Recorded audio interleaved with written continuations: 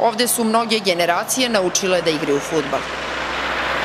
Dotrajale mreže i golove i neravan teren uskoro će zameniti moderno igralište za mali fudbal i košarku.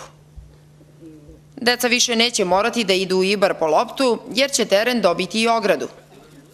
Žica će biti visoka 4 metra, a rešeno je i osvetljenje terena za noćne susrete.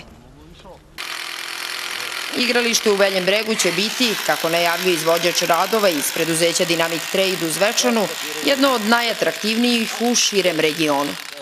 Sad je dobro urađeno, vidim i stadioni ovo za decu, sve je urađeno i mnogo znači, ne malo nego mnogo znači. Ima li dece? Ko će se igrati ovde? Pa ima deca, doći deca i sa strana kad vidne, turniri će se malo održavati, ima deca. Pored samog igrališta na Veljobreškom polju nalazi se seoski dom, koji je također rekonstruisan na inicijativu same zajednice. U domu može udobno da se smesti oko 400 ljudi, što znači kompletno selo. Na taj način meštani su dobili mogućnost da organizuju proslave i veće skupove. U tom objektu će se dešavati sve lepe i sve one koje nisu najlepše stvari, znači dešavat će se sva veselja ovoga sela i već se dešavaju, počela su da se dešavaju, a obzirom da nam je groblje tu negde blizu, dešavaju se i te stvari koje su vezane za sahrane, za te neke naše kasnije delbe i za tako to.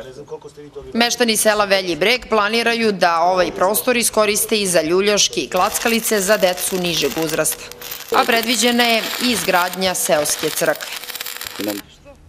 Sredstva za ove investicije obezbedio je USAID, a vrednost projekta je oko 50.000 evra. To je jedan od stotinak društvenih i infrastrukturnih projekata u 40 naselja na Kosovu koji se realizuje u okviru programa za aktivno učešće zajednica koji finansira USAID, a sprovodi kancelarija Mercy Corpsa. Program za aktivno učešće zajednica. Za život spram čoveka i 21. veka. Po vašoj meri.